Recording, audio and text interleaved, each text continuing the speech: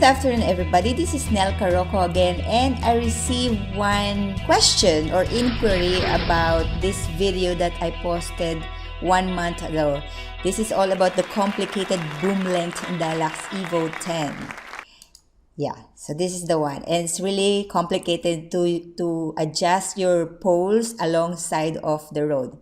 So somebody asked me, what is the minimum setback or offset of the poles along the road?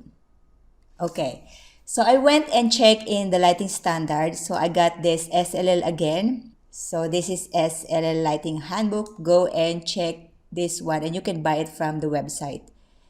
And it says here that the minimum setback of lighting columns from the edge of the carriageway is depending on the speed of the road. So you can see here in the table, say for example, you have 50 kilometers per hour. The minimum horizontal setback from the edge of the carriageway of this lighting column is 0.8. So it depends on how fast the cars along the road. And it says if it's 120, so the minimum setback should be 1.5 meters. And how are you going to interpret that one in your lighting design? So let's go and check it in the Lux Evo.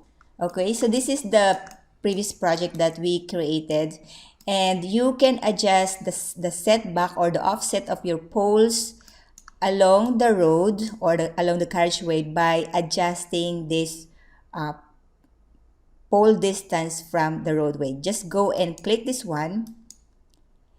And then say, for example, it's 50 kilometers per hour speed, then you just put 0.8. Okay, now you can see it's 0.8 offset from the road.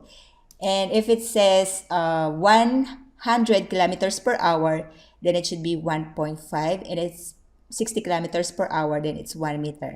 So just keep on adjusting this pole distance from the roadway. Just click on this one, say 1.5. Now you may be asking, that is very easy and simple, but the problem is once you remove those boom length, then you will have a problem again, and we will go back again to this video, the complicated boom length in the Lux Evo 10.